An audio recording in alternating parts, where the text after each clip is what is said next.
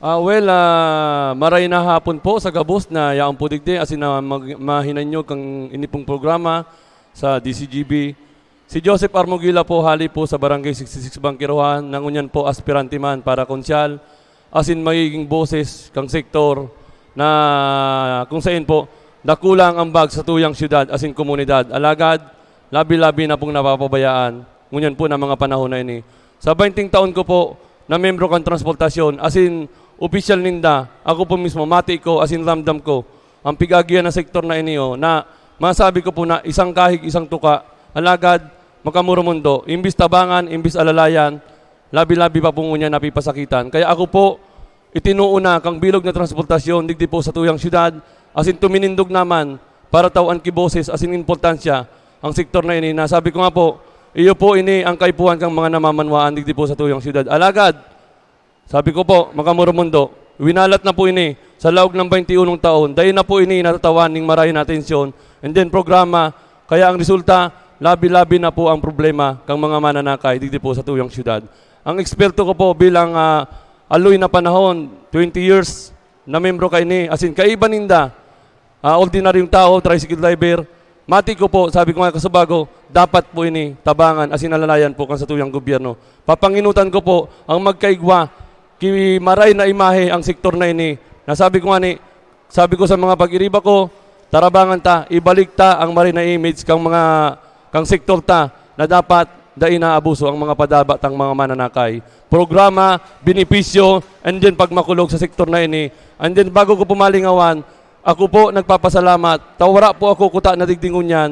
Kung dahil po nag-abot, ang aloy mi na pong pigalat nakasurog kang sektor na ini. Nasabi ko nga po, labi-labi na pong naapi. Yan po si Congressman Pido Garbin. Sulaminting honorable na nagmakulog sa sektor mi. Ini po panalmingan na ang masunod na mayor, may maray po siyang plano asin direksyon sa tuyang syudad. Dahil po siya nagtugot na may mawalat na sektor asin maapi. Kung siya po tiwalaan na maging ama kan sa tuya pong padabang syudad ng Legazpi. Sa giraray po, ang sa kuya pong eksperyensya sa transportasyon, gagamiton ko para ayuson ang sa tuya pong transportasyon dito po sa tuyang syudad. Salamat po and maray na hapon po sa inyo, boss. Ang kakuputan ko po, manangod sa illegal na droga, illegal drugs.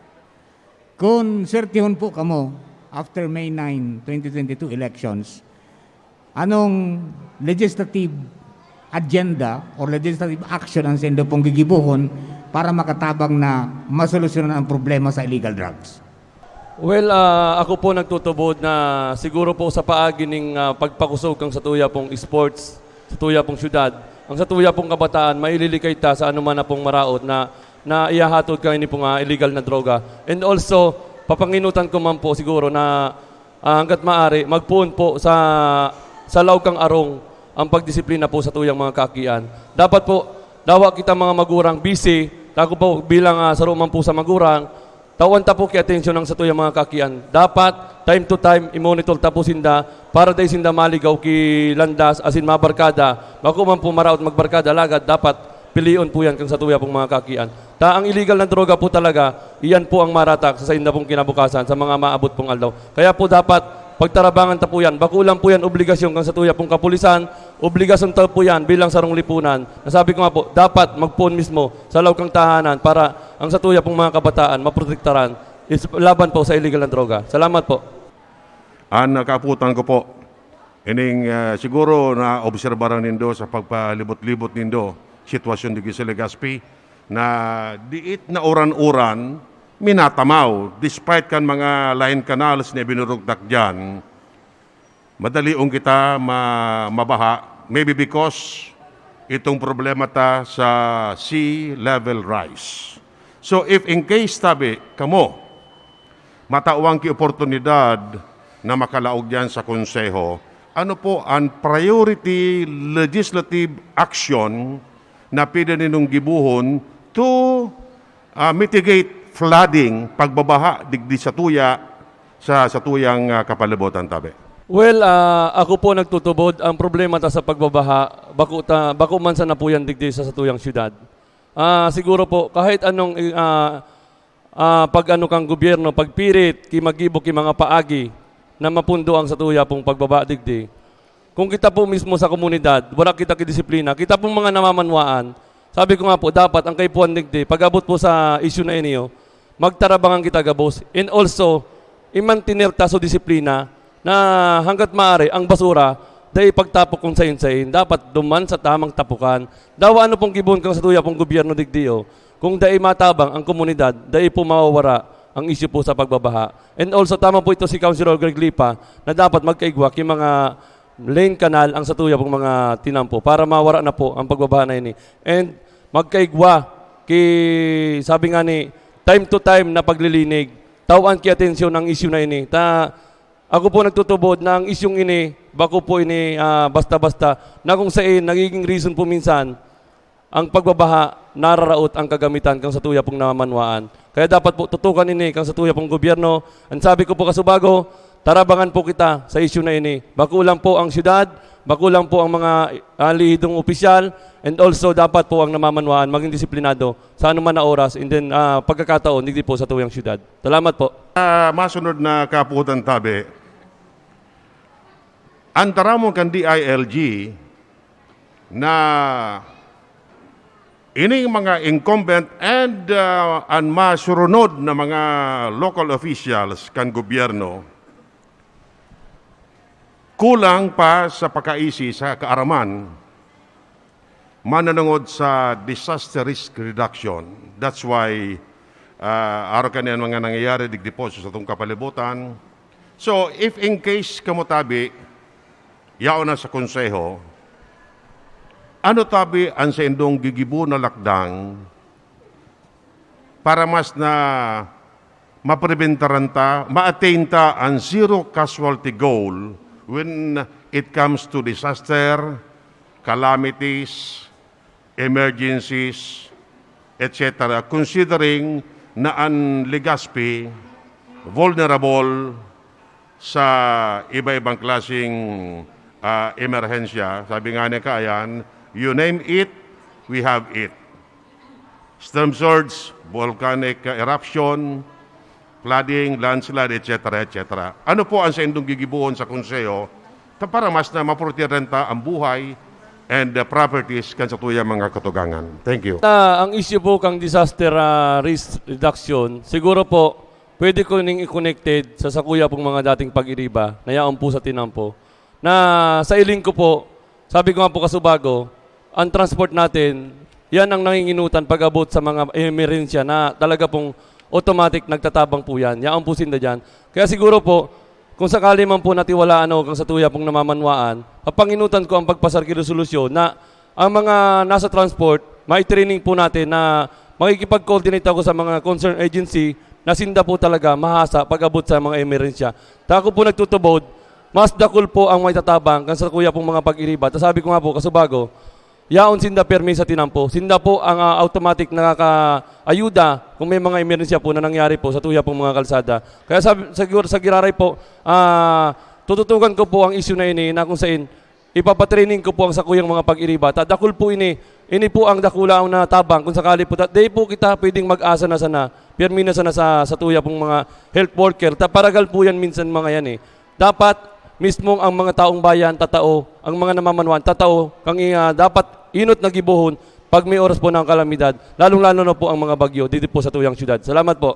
Ang hapot ko po manungod sa ekonomiya, as in sa pag-aawa sa pagtios dahil tinamaan kita ng pandemya. Diba?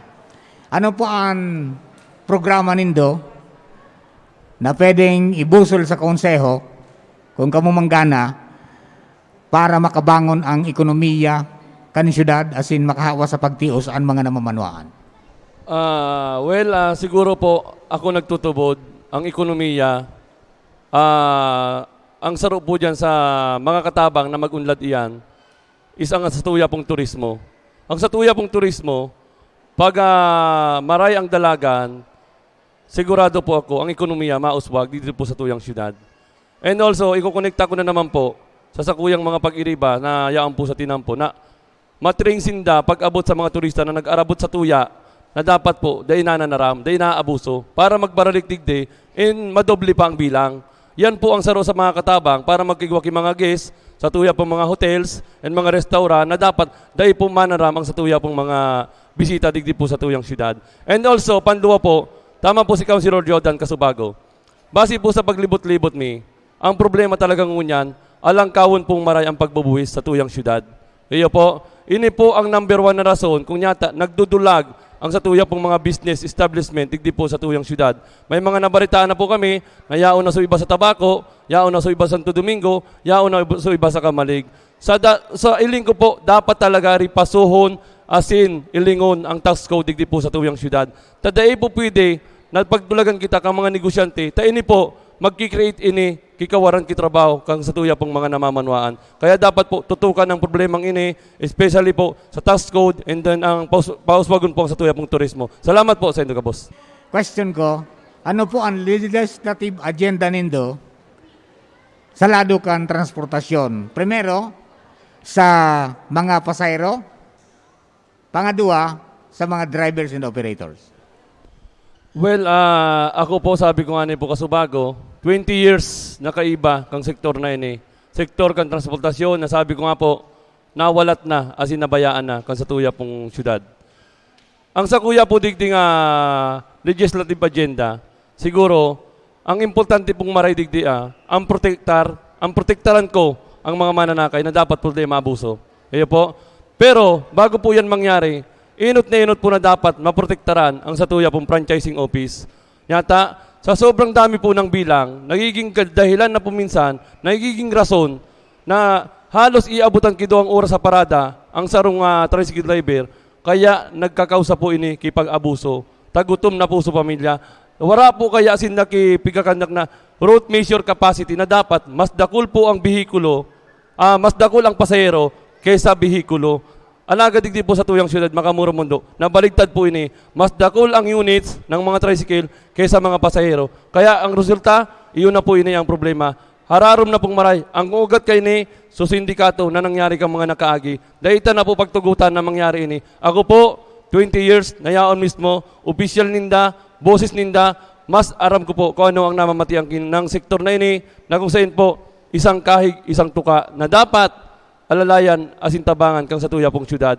Sa benepisyo asin livelihood program na plano kong itaw sa inda, sigurado po ako, dawat turog ako, protektado ko na po ang mga mananakay ta, digdi po sa tuyang syudad. Dahil ako matugot na kung sakali pong makatugaw ako dyan, bilang konsyal ng mga pasahero, maabuso pa. Sabi ko nga po, ang expertise ko, ang experience ko sa transportasyon, gagamitin ko, solusyon, direksyon, and then also proteksyon sa mga mananakay sa maabot pang mga aldaw. Salamat po sa inyo, boss. Ini mananangod sa pig-apod ng good governance na base sa lay, kamatabi, malaw ka mo sa public office. And ang tataramon, public office is a public trust. So ano tabi ang stand nindo mananangod yan sa word na yan na public office is a public trust. Thank you. Ako po nagtutubod na ang salong ilihidong opisyal dahil dapat maging puderoso. Kasya po itinalaga kang tao sa iyang pwesto. Siguro po sa paagi ng time to time na pagtatao kay impormasyon sa namamanwaan kung ano na ang plano asin nangyayari sa satuya pong syudad. Saro po yan sa paagi na kita po mga matatauan kitiwala ng satuya pong namamanwaan. Sabi ko nga po, dapat bako puderoso. Dapat ang sa iya pong estilo, perme para sa tao, hindi para sa iyang sadiri. Iyo po, para mantinir ang tiwala ng publiko, anytime dapat yaon siya, handa na humampang, handa na umatubang, and then handa na sumimbag sa anuman po na isyo na kung saan po tungkol po sa tuyang syudad, digdi po sa namamanwaan, Ligas Peño. Salamat po sa inyo, boss. Question ko, bilang legislador, paano nindo irarani sa tao ang gobyerno? Well, ang apot po baga, paano mairarani ang gobyerno sa tao? Siguro po, ang inot na dapat gibuhon kang sarong kandidato and also sarong ilihidong opisyal, siya mismo ang magduman sa barangay, siya mismo ang magbisita para maaraman kung ano yung pangaipo and then also mga problema duman sa barangay na ito.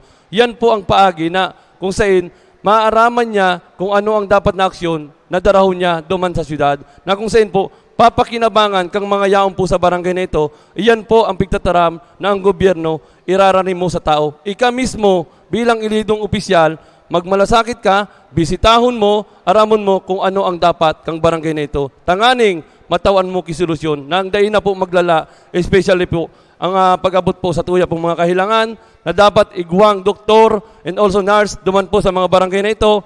Tako ang pagbaba panganib sa na po digde, especially po ang mga nasa upper barangay, mahal ng pamasahe, how much more pa po kung pagpa-check up, dapat po sa mga doctors ta and also nurse, may available po duman sa mga area ninda. Yan po ang pigtataram na pigrarani ang gobyerno sa tao. Salamat po. Saro sa mga problema tangunyan, bako lang sa lado lokal, sa lado national, ini pong graft and corruption. If in case kamuyao na dyan sa konseho, anong mga aksyon ang pwede ninyong gibuhon to curtail or minimize graft and corruption sa gobyerno na iyoan saro sa mina ugat kan mga pagtios digdipo sa satuyang syudad. Corrupt and corruption. Sa paagi po siguro, ako mismo manginginutan na mapundo na ini kung ang satuya pong syudad magamit na ki-digitalized system na kung saan po maiiwasan na mga under the table na nagiging dahilan minsan kung yata nadidelay ang permit o ang pag-apply o pag-renew ka sa tuya pong mga permit. Ini po ang saro sa nailing kong dahilan na dapat ang baloon. Tanganing mapunto na po ang issue na ini na kung saan po talamak bako man sana po digdi sa tuyang syudad and also sa iba pong mga syudad na grabe po talaga ang graft and corruption. Baloon ta po, lumaog po kita sa panibagong sistema ng sa tuya pong syudad. Digitalized system para protektaran and then also maserbihan kimatanos ang sa tuya pong namamanwaang syudadano digdi po sa tuyang syudad. Salamat po. Mga tugang, dangugunta po ang sendang closing and final statement ngunya pong hapon. Natapot ang senda karapat-dapat kan sa tuyang boto sa pwesto na sa indang pinapangaturugan sa lokal na gobyerno. Sa giraray po, mga padaba kong ligaspenyo, pirang aldaw na sana po, mapirilian na kita. Aloy pong panahon ng sa tuya pong transportasyon, dahil po namamati kung ano talaga ang ugat as in problema, na dahil po talaga nasolusyonan kang mga nagkarapot digdi. Tasundungon yan, talamak manggiraray ang sa tuya pong problema, napig-agihan. Makamurumundo, sa talaga pong sabi ko kasubago, in 21 years, winalat na po ang sektor na ini. Dahil po ini nasasabay sa naman na plano as in development kang sa tuya pong syudad. Sa giraray po, tawanta na po ning totoong boses ang transportasyon, mismong hali mismo sa sektor na ini, na kung saan po ang sakuya pong obheto, matabangan, as in matauan nin proteksyon ang sakuyang mga padabang mananakay. Sa 20 taon, nakaiba ko sinda, aram ko po kung arong dapat nagibuhon sa sektor na ini. Nasabi ko nga po kasubago, sektor na isang kahig, isang tuka. Kaya dapat, dahil po ini naipit sa anuman na plano, as in pigpapasar ng mga ordinansa kan sa tuya pong gobyerno. Sa giraray po, ako nangangapudan sa Indo. Tuminindog na po ako, as in tinabangan na po kami, sinurog na po kami kang sa tuya pong masunod na yorme, si Congressman Pido Garbin, tangmuya niya, ang obheto niya, ang kamabutan niya, tabangan, iangat ang kabuhayan, kang sektor na ini, na labi-labi na pong nababayaan, makamurumundo po ang nangyayari sa sektor na ini. Sa 21 taon, ultimo paradaan, dahil lamang po na pagibuhan, kaipuhan pa po magkatirikitan. Sa giraray po, nangangapudan ako sa bilog na Ligaspenyo. Ito unindo, tapuson ta na, solusyonan ta na ang problema na haloy na, pirang dekada na, digdi po sa tuyang syudad, pag-abot sa sektor ng transportasyon. Yaon na po ako, tarabangan na po kita, ang mission ko, solusyon, direksyon, and also proteksyon sa mga mananakay, sa maabot po mga aldaw. Salamat po sa Indo, Boss.